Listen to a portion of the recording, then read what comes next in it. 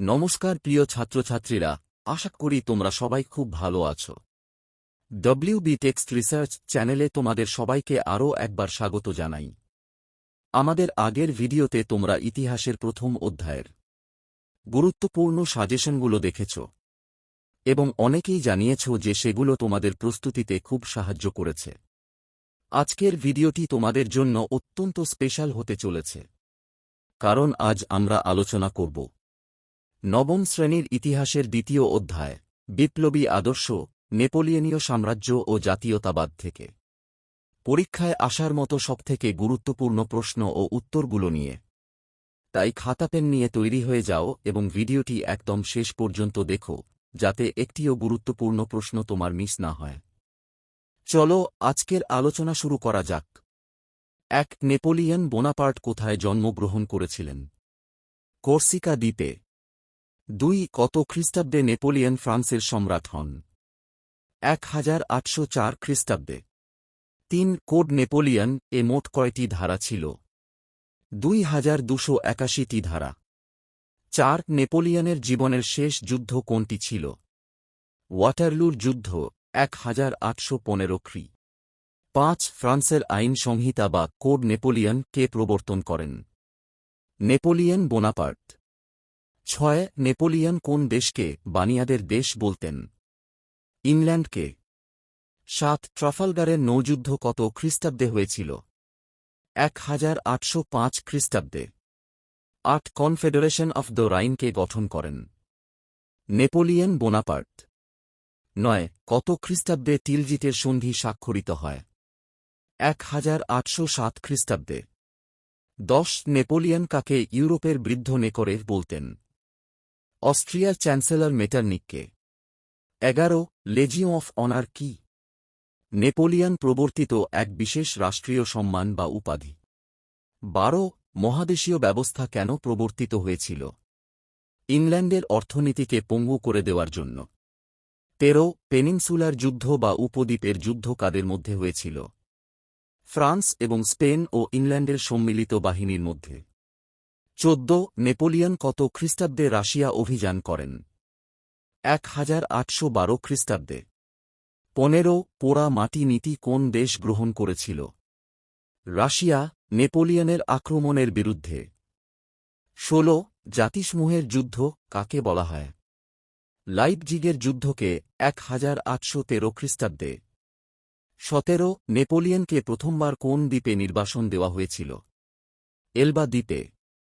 ১৮. নেপোলিয়নের দ্বিতীয়বার বা চূড়ান্ত নির্বাসন কোথায় হয়েছিল? সেন্ট হেলেনা দ্বীপে। ১৯. শতদিবসের রাজত্ব কার সঙ্গে যুক্ত? Napoleon Bonaparte. ২০. কত খ্রিস্টাব্দে নেপোলিয়নের মৃত্যু হয়? 1821 খ্রিস্টাব্দে। ২১. নেপোলিয়ন নিজেকে কি বলে পরিচয় দিতেন? বিপ্লবের সন্তান। ২২. ব্যাংক অফ ফ্রান্সকে প্রতিষ্ঠা করেন? নেপোলিয়ন বোনাপার্ট 1800 খ্রিস্টাব্দে। ২৩. কনকর্ডাট বা ধর্ম মীমাংসা চুক্তি কাদের মধ্যে হয়েছিল? নেপোলিয়ন এবং পোপ সপ্তম পায়াসের মধ্যে, 1801 খ্রিস্টাব্দে। ২৪. নেপোলিয়ন ইতালিতে কোন প্রজাতন্ত্র স্থাপন করেছিলেন? সিসাইনালপাইন প্রজাতন্ত্র। ২৫. অ্যামিয়েন্সের সন্ধি, 1802 খ্রিস্টাব্দে কাদের মধ্যে হয়েছিল? ইংল্যান্ড ও ফ্রান্সের মধ্যে। ২৬. নেপোলিয়নের গ্র্যান্ড আর্মি ধ্বংস হয়েছিল কোন অভিযানে? রাশিয়া অভিযানে। ২৭. ফরাসি বিপ্লবের তিনটি আদর্শ কি কি? সাম্য, মৈত্রী ও স্বাধীনতা।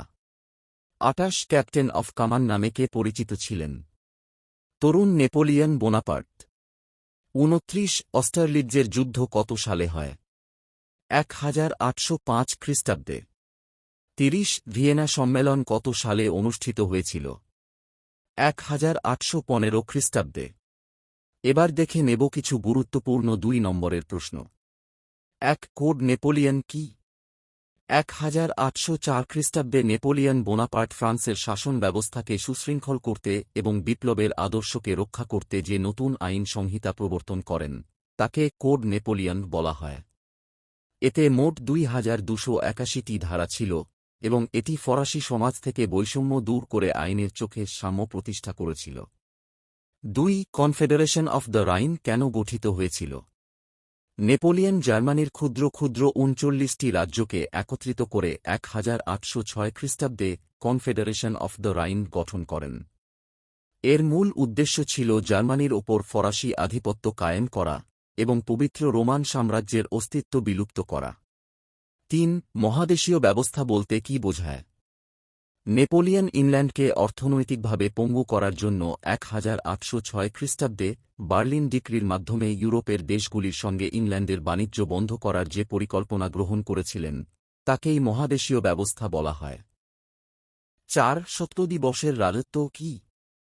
1814 খ্রিস্টাব্দে নেপোলিয়ন এলবা দ্বীপে নির্বাসিত হওয়ার পর 1815 খ্রিস্টাব্দে সেখান থেকে পালিয়ে ফ্রান্সে ফিরে আসেন এবং 20 মার্চ থেকে 29 জুন পর্যন্ত মোট 100 দিন রাজত্ব করেন। ইতিহাসের এই সংক্ষিপ্ত শাসনকালকে শতদিবসের রাজত্বও বলা হয়। 5. স্পেনীয় ক্ষত বলতে কী বোঝো?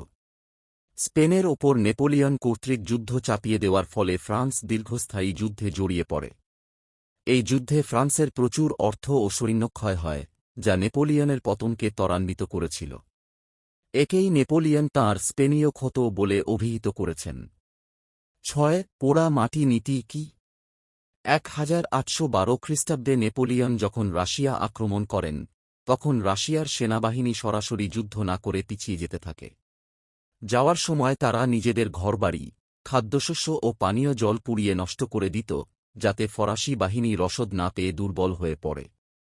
একেই পোড়া মাটি নীতি বলা হয়। 7. নেপোলিয়নকে বিপ্লবের ধ্বংসকারী বলা হয় কেন? নেপোলিয়ন ফরাসি বিপ্লবের সাম্য ও মৈত্রীর আদর্শকে অনেকটা গ্রহণ করলেও তিনি ফ্রান্সে পুনরায় রাজতন্ত্রের মতো একনায়কতন্ত্র প্রতিষ্ঠা করেছিলেন এবং জনগণের রাজনৈতিক স্বাধীনতা কেড়ে নিয়েছিলেন।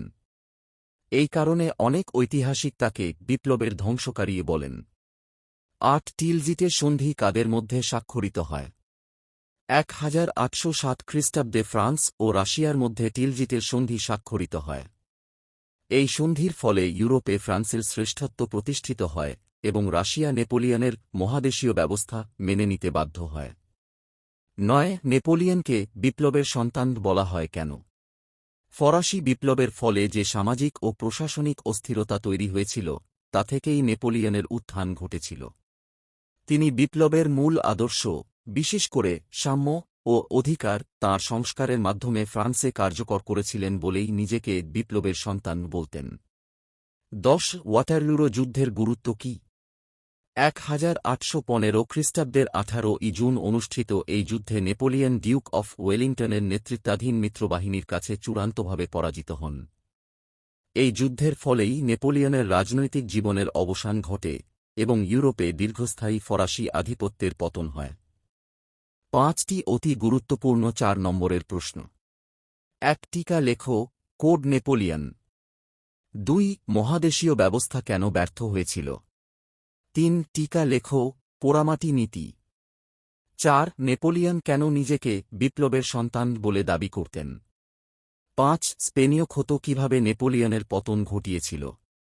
অত্যন্ত গুরুত্বপূর্ণ 8 নম্বরের প্রশ্ন। 1. ফরাসি সম্রাট হিসেবে নেপোলিয়ন বোনাপার্টের অভ্যন্তরীণ সংস্কারগুলি আলোচনা করো। 2. নেপোলিয়নীয় সাম্রাজ্যের পতনের কারণগুলি বিশ্লেষণ করো। প্রিয় ছাত্রছাত্রীরা, আজকের এই বিশেষ সাজেশন ভিডিওটি তোমাদের কেমন লাগলো তা অবশ্যই নিচে কমেন্ট করে জানাবে। তোমাদের কোনো প্রশ্ন থাকলে বা অন্য কোনো টপিকের ওপর ভিডিও চাইলে সেটাও আমাদের লিখতে পারো। আর হ্যাঁ, শুধুমাত্র ইতিহাস নয়, তোমাদের ক্লাসের সমস্ত বিষয়ের এমনই গুরুত্বপূর্ণ এবং কার্যকরী সাজেশন সবার আগে পেতে এখনই আমাদের WB টেক্সট রিসার্চ চ্যানেলটি সাবস্ক্রাইব করে রাখো এবং পাশে থাকা বেল আইকনটি প্রেস করে দাও। ভিডিওটি শেষ পর্যন্ত দেখার জন্য তোমাদের সবাইকে অসংখ্য ধন্যবাদ। সবাই ভালো থেকো, সুস্থ থেকো এবং মন দিয়ে পড়াশোনা করো। দেখা হচ্ছে পরের ভিডিওতে।